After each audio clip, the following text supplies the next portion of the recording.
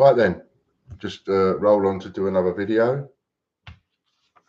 This one is quite important, and first of all, thanks to Getty Images and Ed Bock for the photograph on the front of this video.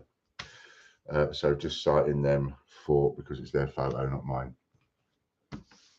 Okay, so this is something that I've been mentioning on and off now for at least 5 years, maybe even longer, which is that you've probably heard it said, and like a lot of us, like a lot of people, and over the years, I've done the same thing from time to time, ignored it. Even though you know it, even though you've been told it, even though you've heard it, you've still ignored it, which is that no matter what you press on the internet, no matter where you go, no matter what you do, that's recorded.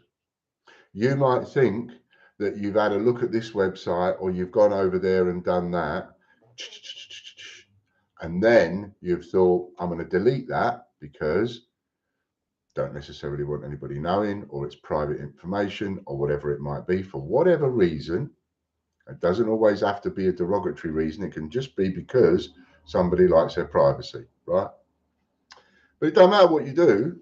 Boom, boom, boom, boom, boom. Everywhere you go, it's all recorded. Everything you ever write on the internet, it's all recorded. If you've ever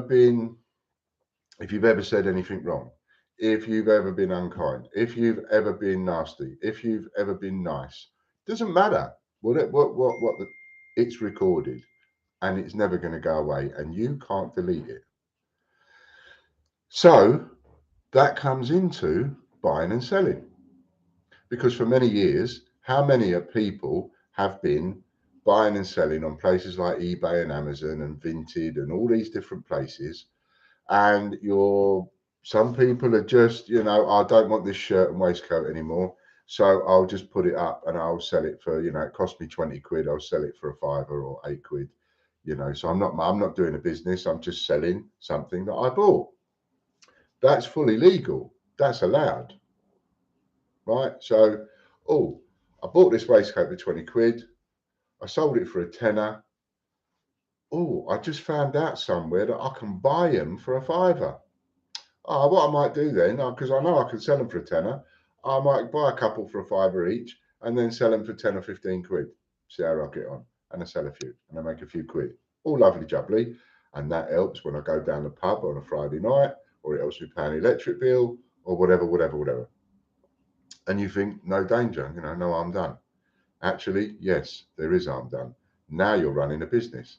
Now you're doing it for profit. If you collect coins and you've bought this coin and you decide to sell this coin,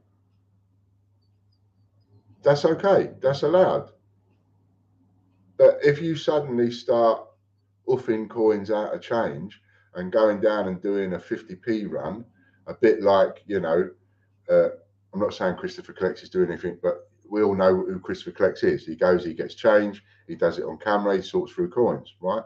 Now, I know a lot of you do that kind of thing, and some people do it to make money. I know people that do it to make money, and I know people that do it not to make money. And I wasn't saying what Christopher Collects does, I'm just using him as an example because you all know him, that's all. And you know what he does with the sorting of the coins, so it's easy to refer to. Now, I know people that do what he does, sorting through 50p's, that do that to make money and sell them.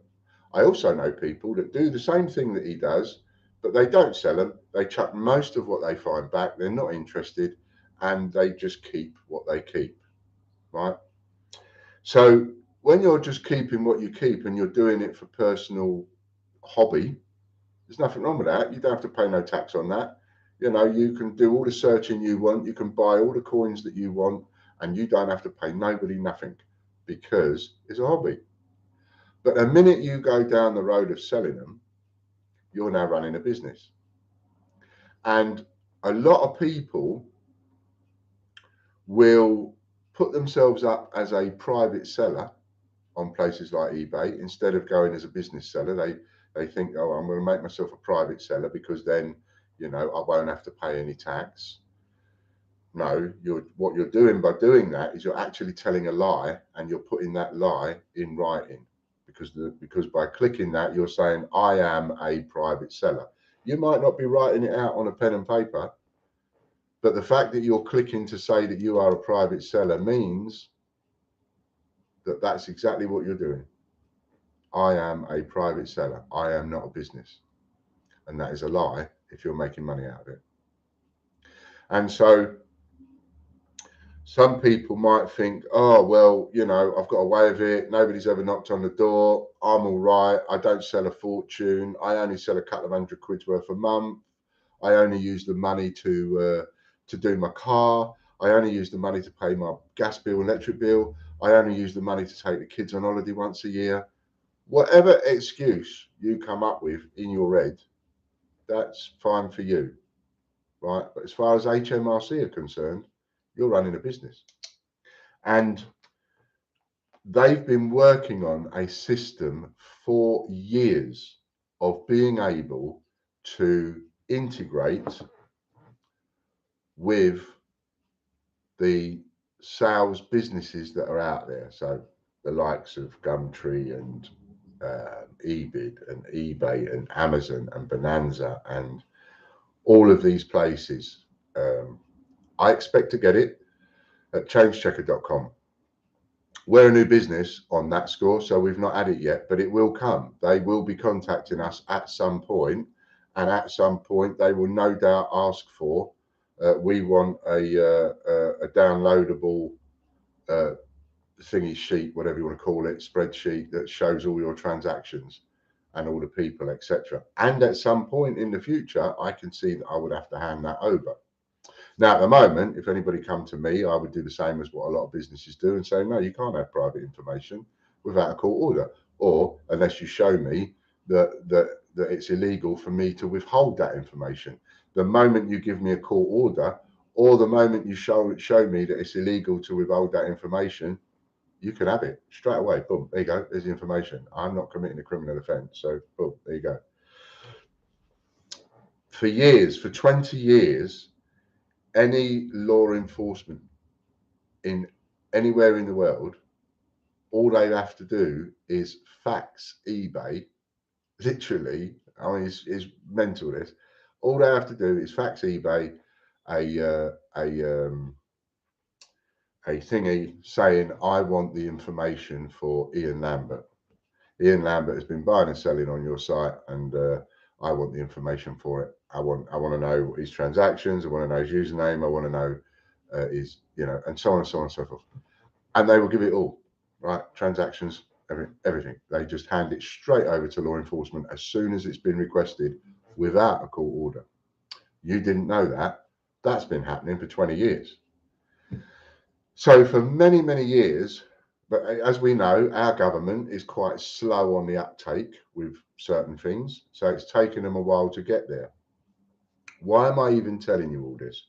Because I've seen written evidence of HMRC now writing to people, boom, out of the blue, going, we know you've been selling on eBay. We know you've been selling on the internet. We know you've been making money. Now, you can't hide this. You can't lie. You can't shirk it off, and you can't hide, because they know that you've been selling, and they also will be able to know, if they don't already, what money has gone through your bank account. So when it comes down to it and they get the information, if they haven't got it already because they're not in sync and they're not privately getting that information from the banks without your permission, it won't be long now. It really won't be long. They are on top of, or getting on top of, the sales organizations like eBay and Amazon and all the rest of it. It won't be that long before they're integrated, and they then won't need to ask anybody anything, because they will automatically know, because they will have some kind of integration, right? Now, we all use integrations, don't we? We all use third-party things where we where we want to do something on an automatic basis. And therefore, because we want to do it on an automatic basis, we have to give it permissions. So we have to click a button, which takes us to Facebook, or it takes us somewhere else. And then we click a button, and then that automatically gets the information from Facebook. A bit like nowadays, you can join a website, you can register with a website, and you don't have to physically name, first name, last name, address, create a password, do this, give that information, blah, blah, blah, blah, blah. You don't have to do any of that. All you have to do is click a button that says sign in with Facebook, don't you?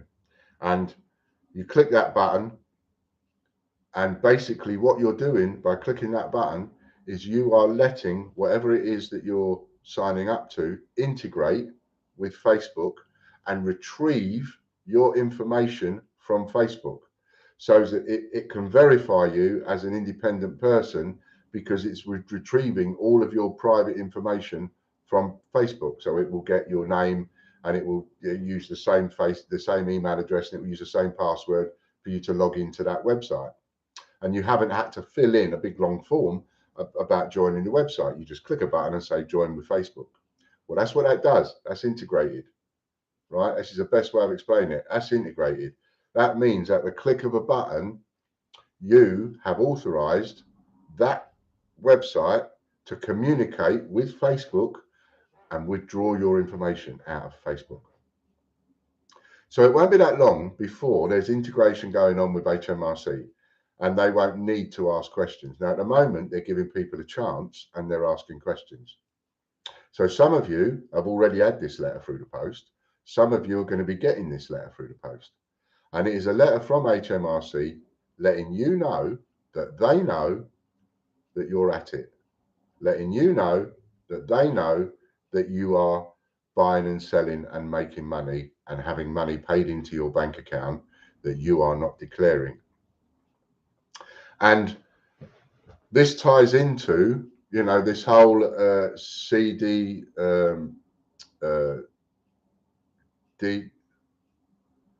digital bank currency thing, digital currency bank, and all of that that's coming down the pipe, where we're going to be losing our pound. You're going to lose the dollar, lose the pound, lose the yen. It's all going. There won't be any more pounds. There won't be any more 10p's or 5p's. You know, there's not going to be any. There's not going to be any of this anymore. It's all going. For dealers of coins, there will always be business, because there will always be coins about. But for buying and selling, it's all going, and it's all going digital. And this makes it easier for the powers that be to be able to control it all, because once they've integrated, once they've got it on an automatic system whereby they know exactly how much money is coming in to your bank account, and therefore you're getting an average of £200 a month into your bank account, well, you're only allowed to earn £1,000 a year.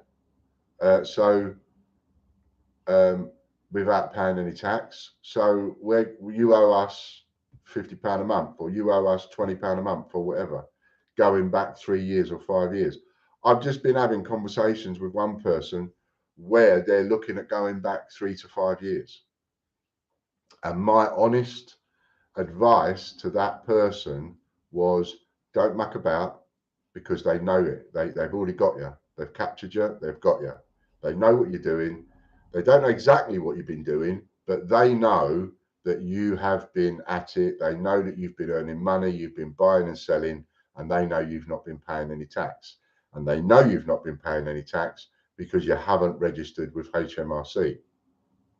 So to those of you that feel that you come into that bracket, but you don't know where to go or how to do it, there is a link in this description which will take you to the registration startup page on the .gov website at HMRC, so that you can click the button. You've got a way of it up to now. My advice to you is get on it. Get on it, get registered, register for HMRC. Now, some of you might say, oh, I'm on benefits, I'm on universal credit. I'm frightened.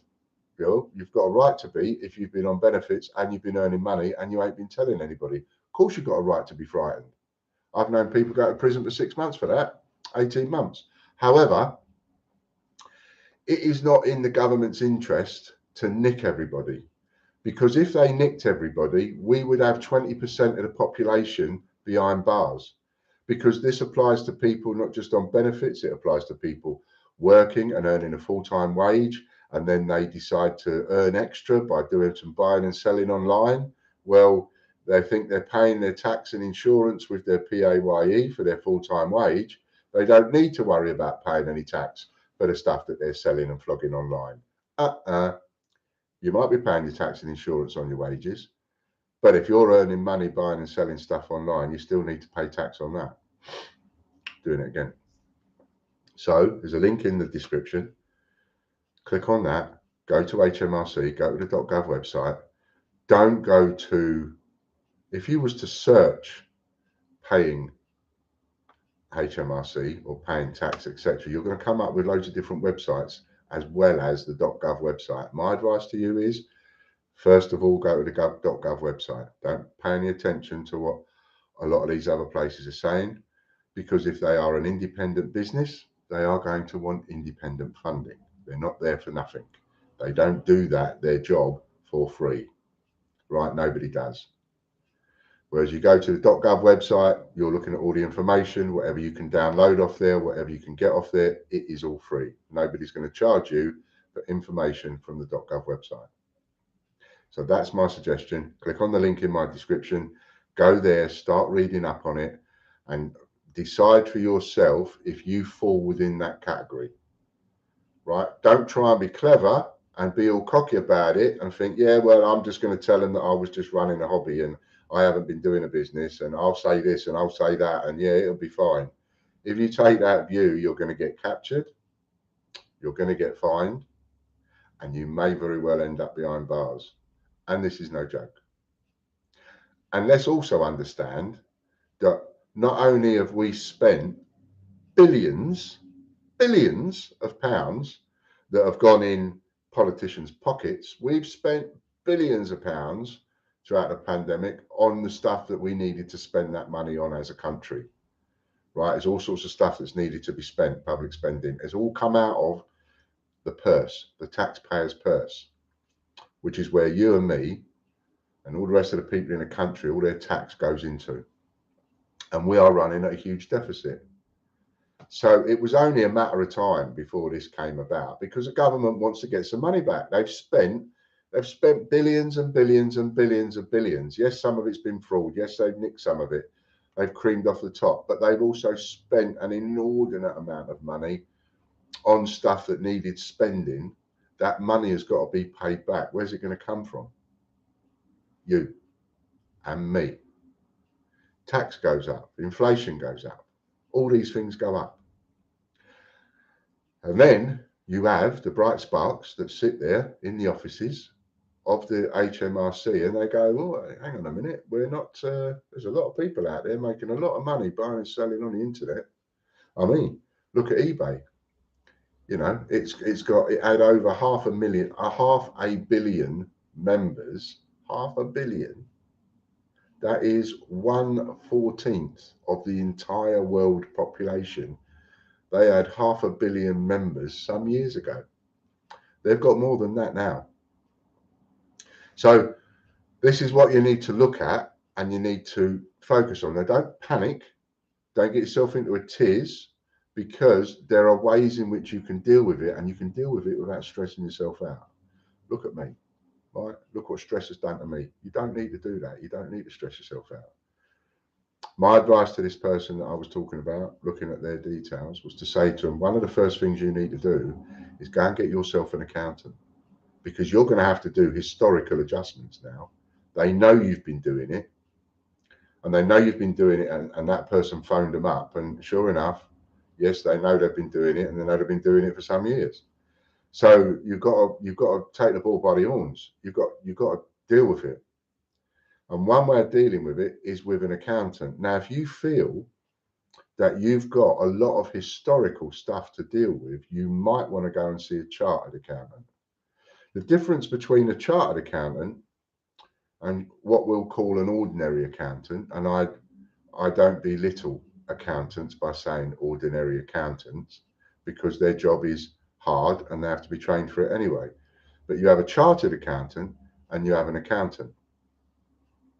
A chartered accountant, when they start submitting the tax returns and things on behalf of their clients, you and me, a chartered accountant is more likely to not be investigated than an accountant.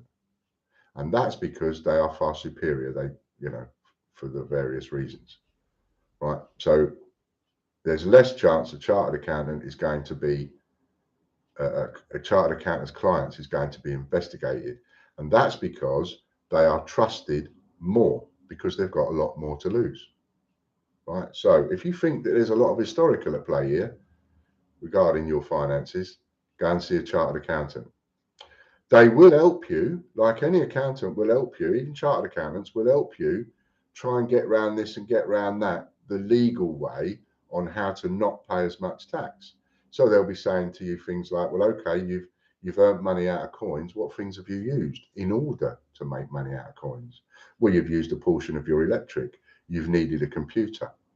If you've got a lot of coins and you've got a dog like me, well, then you need a guard dog, because if anybody comes anywhere near the house, that dog lets me know. And I need a guard dog because I've got thousands and thousands and thousands of pounds worth of stock here. So therefore, whatever I buy him, dog food, vet's bills, all that kind of stuff, is tax deductible. It's not tax deductible if I go, well, I've got a dog, he's lovely.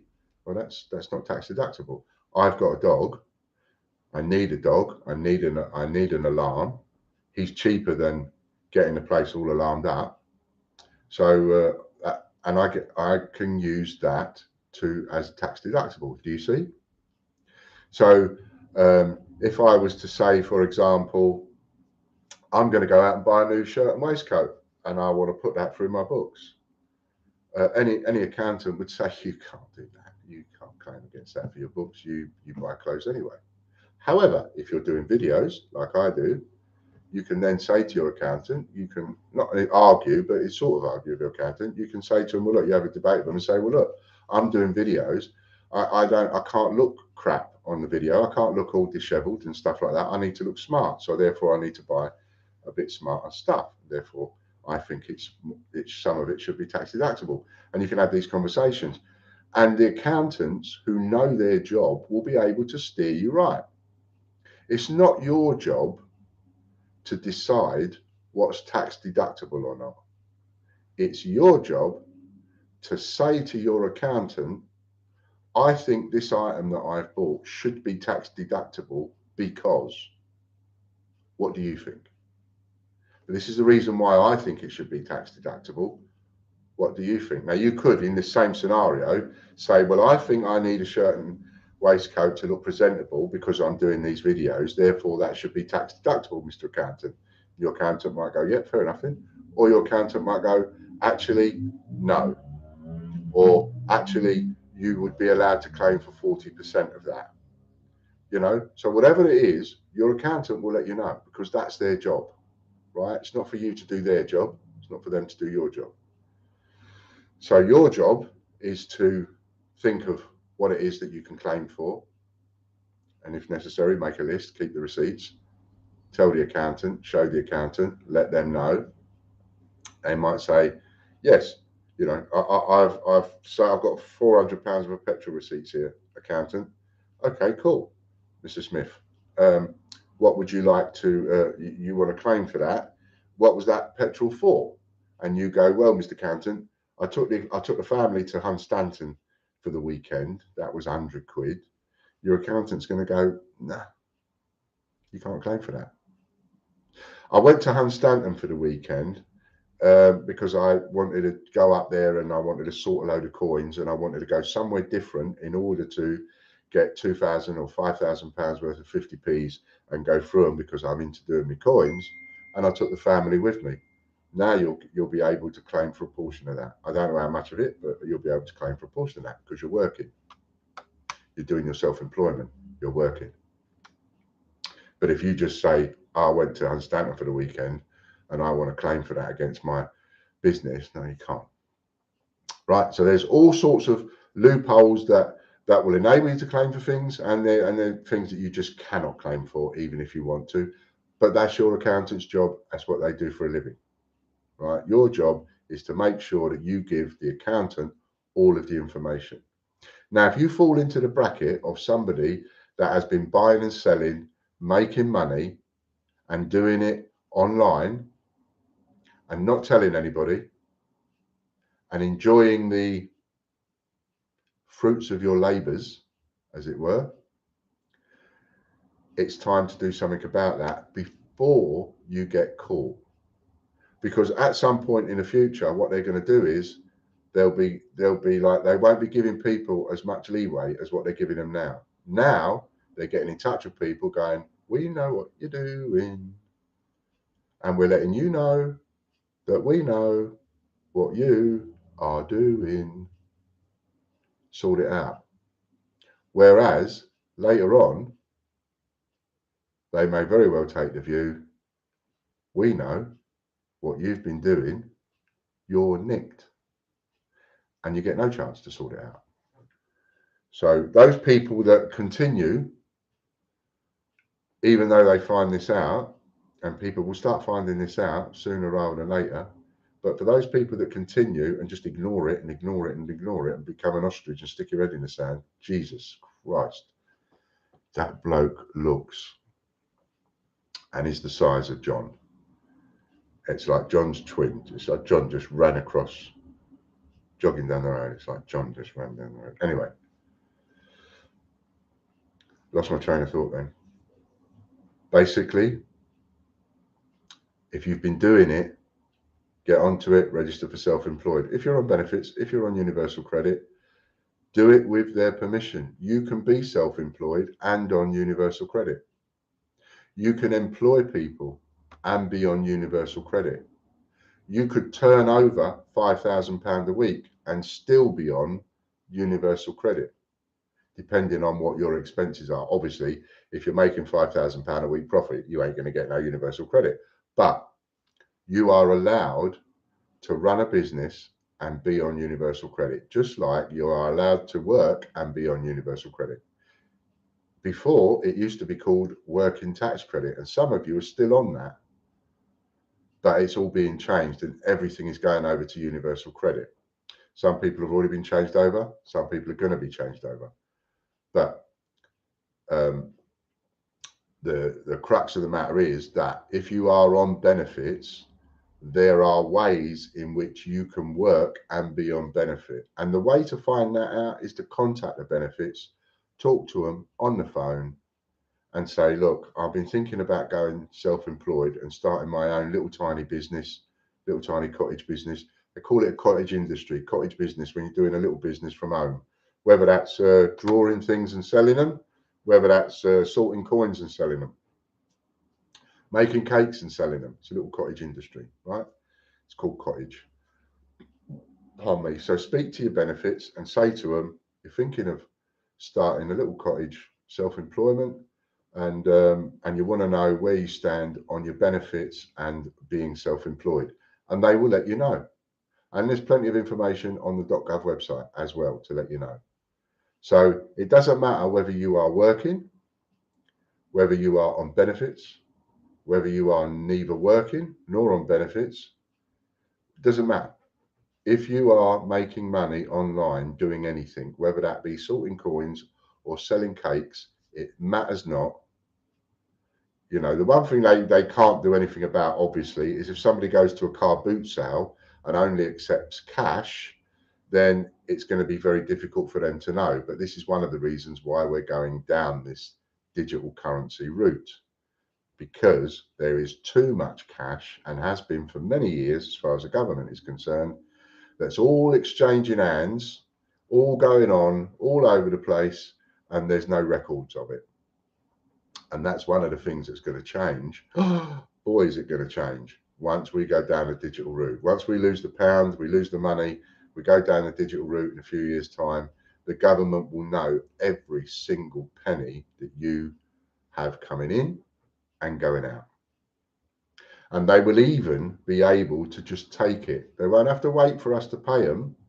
The time will come when they will just take it. The time will come when you'll be driving down the road, a speed camera will capture you, boom, flash, camera flash, you've been driving at 78 mile an hour in a 70 mile an hour limit.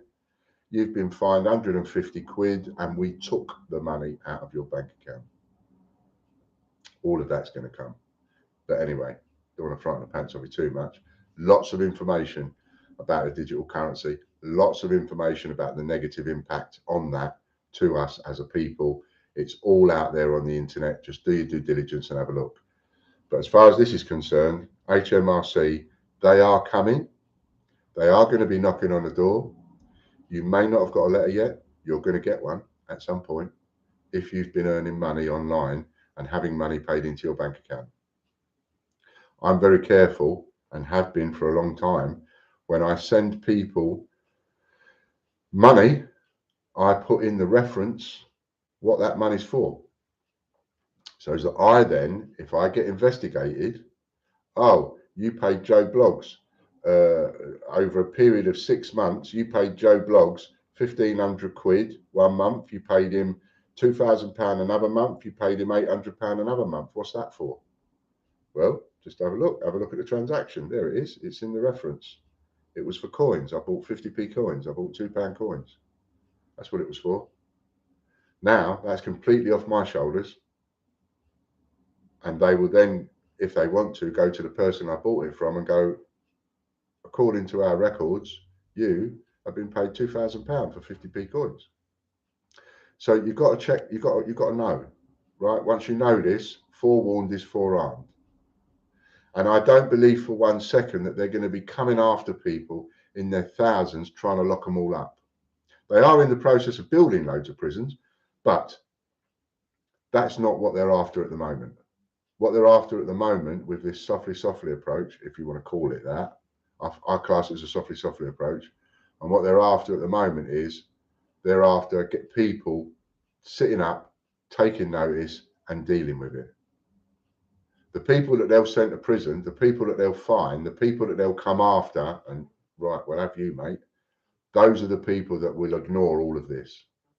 If you don't ignore all of this, then you won't be in too much trouble because you'll be contacting them saying, you know, contact HMRC and say, I've been doing this. What shall I do? Register as a business now. Then you maybe don't have to have those conversations. But if you get the letter through the post, you will need to have those conversations. And if you get the letter through the post, don't think that the other people ain't going to know about it because they will. So then it's the benefits, then it's the HMRC and so on. So it's really important information I'm giving you now. And if you have been making money online, having money paid into your bank account, now's the time to sit and think about it. Just think about what it is you're doing, how you're doing it, and what you can do to change that.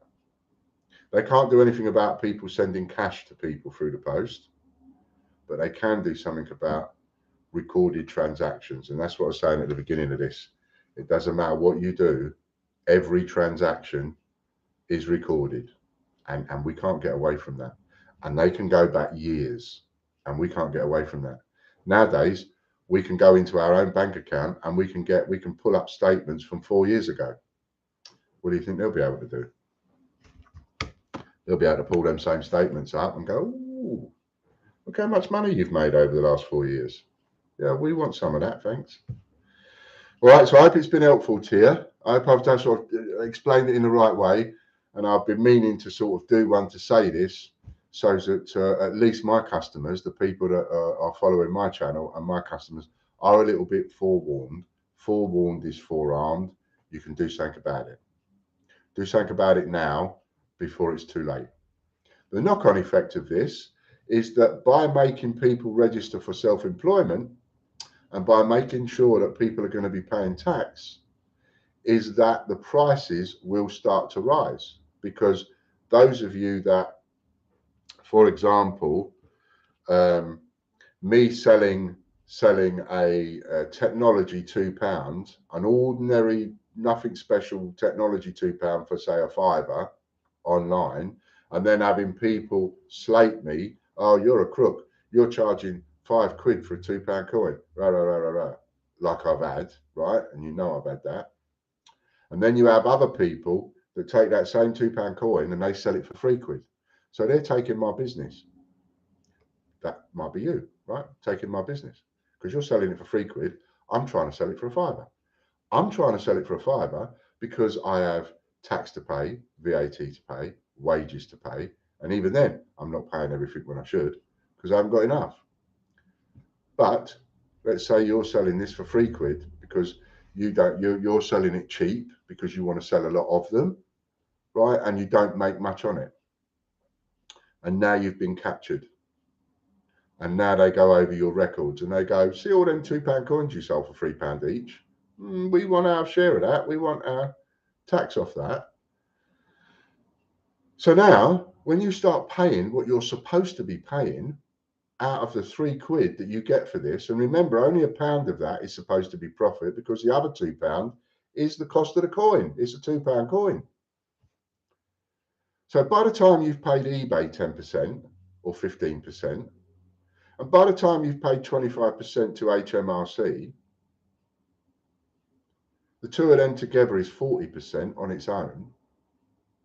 So 40% of £3 is 90 pence. Is it? No, it's £1.20.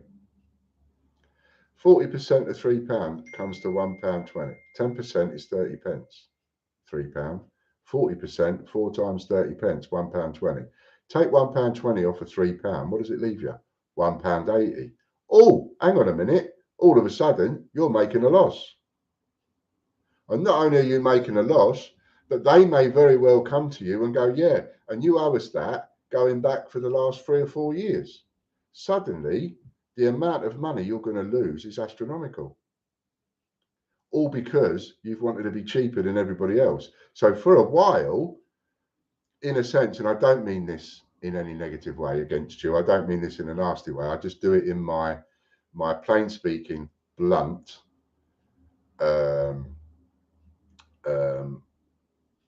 layman's terms way, right? So let's say for like 3 or 4 years you've been cock of the hoop. Oh yeah, I'm all right. I've done all right. I've made money. I've paid for an holiday. Ha ha ha ha ha. And I'm selling it less than you. You selling it dearer than me. I can go on Facebook and I can sell it on Facebook for much less. And I get suddenly the amount of money that you're asked to pay back means that you've been working for a loss for the last 3 years. It's really important stuff to think about. Really, really, really important stuff to think about. And I can tell you, because I've not shied away from this. I had an issue 20 odd years ago with HMRC. I thought I did the right thing at the time.